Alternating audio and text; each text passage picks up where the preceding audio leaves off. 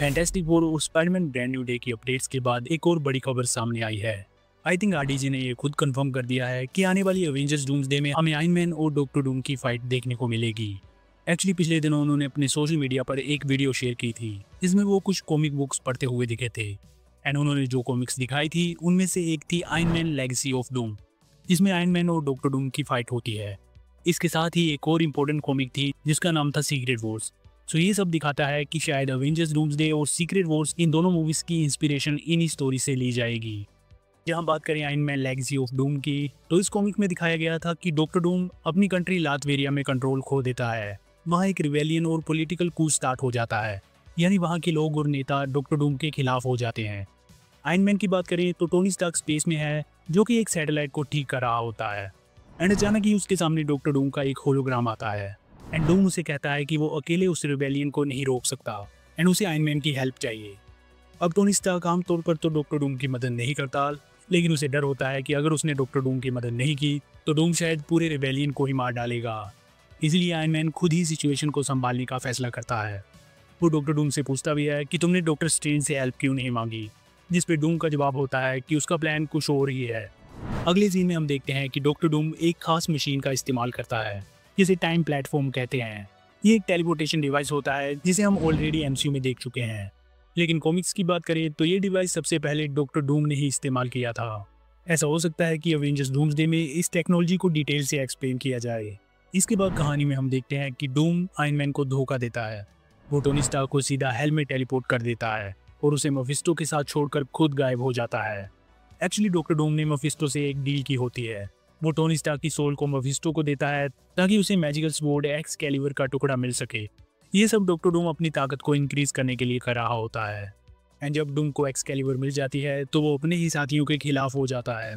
दूसरी तरफ iron man की बात करें तो वो हेल में मेफिस्टो से लड़ते हुए बच निकलता है। वो लातवेरिया वापस आता है और डॉक्टर डूम को चैलेंज करता है। डूम के पास एक्सकैलिबर की पावर होती है जिससे वो ऑलमोस्ट अनबीटेबल बन चुका होता है। दोनों की फाइट होती है और डूम ऑलमोस्ट जीत ही जाता है, लेकिन टोनी स्टार्क डूम के आर्मर को शॉक करता है और उसे डिसेबल करके वहां से भाग जाता है। इसके बाद आयरन मैन की मुलाकात होती है मर्लिन से, जो कि मार्वल कॉमिक्स का एक जादुई विज़र्ड है। मर्लिन उसे एक्सकैलिबर का स्कैबर्ड यानी कि इसका कवर देता है।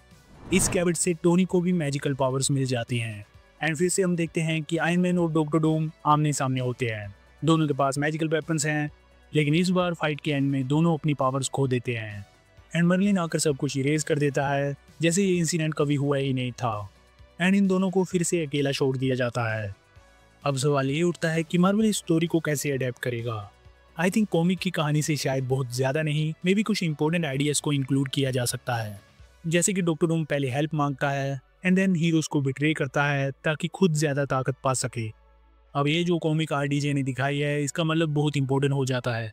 आरडीजे की कास्टिंग एंड ये कॉमिक बुक हिंट देती है कि शायद आने वाली एवेंजर्स मूवीज में हमें डॉक्टर डूम और टोनी स्टार्क की फाइट देखने को मिले।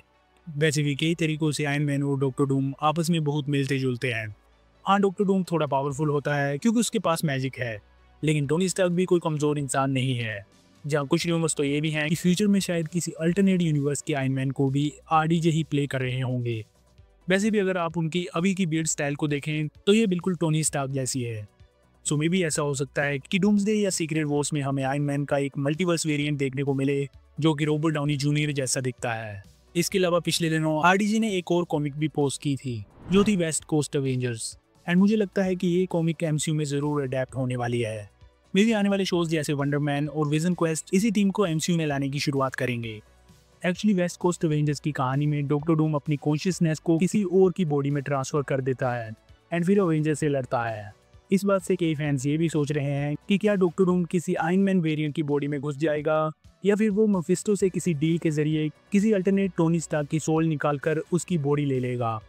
हम जानते हैं कि डूम का असली चेहरा डैमेज्ड होता है और अब आरडीजे इस रोल को निभा रहे हैं, तो शायद मार्वल उनकी शक्ल को मास्क से ढकना नहीं जाएगा। इसलिए आई थिंक आरडीजे बिना मास्क के नजर आएंगे। जहाँ डैमेज्ड फेस की बात करें तो आई थिंक दो थ्योरीज हैं जो एक्सप्लेन कर सकती हैं कि डॉक्टर डूम और आयरन मैन का फेस मिलता क्यों है और इसका फेस खराब क्यों नहीं है। पहली थ्योरी की बात करें तो इसे हम already fantastic four first steps के पोस्ट क्रेडिट सीन में देख चुके हैं। ऐसा हो सकता है कि जब फ्रैंकलिन ने डॉक्टर डूम को टच किया था तो उसका स्कार हील हो गया था। दूसरी थ्योरी की बात करें तो ये मेफिस्टो से जुड़ी है। हम जानते हैं कि मार्वल में मेफिस्टो ऑलरेडी आ चुका है, जहाँ इस थ्योरी के अकॉर्डिंग डॉक्टर डूम किसी अल्टरनेट यूनिवर्स के टोनी स्टार्क का फेस पाने के लिए मेफिस्टो से डील करेगा। इसी डील के कारण ऐसा हो सकता है कि डॉक्टर डूम को आरडीजे प्ले कर रहे हैं। सो अगर ये थ्योरी सच निकलती है तो हमें असली डॉक्टर डूम का फेस कभी देखने को ही नहीं मिलेगा, क्योंकि ये Doctor Doom already Tony Stark के किसी अल्टरनेट वेरिएंट की बॉडी में घुस चुका होगा। सो आने वाली एवेंजर्स मूवीज़ में पॉसिबिलिटीज़ इनफाइनाइट हैं। अब बस देखना है कि मार्वल इसे पुल ऑफ कैसे करता है। So what do you think, क्या हमें एवेंजर्स डूम्सडे में आयरन मैन और डॉक्टर डूम की फाइट देखने को मिल सकती है? Let me know in the comments. Spiderman brand new day से भी कुछ वाइल्ड अपडेट्स आई हैं जिन्हें मैंने इस वीडियो में कवर किया है, तो इसे भी एक बार ज़रूर चेक कर लेना। और जाते जाते प्लीज़ चैनल को सब्सक्राइब ज़रूर कर लेना। I will see you in the next one. पसंद आया लाइक करो, पसंद नहीं आया तो टेस्ट इट।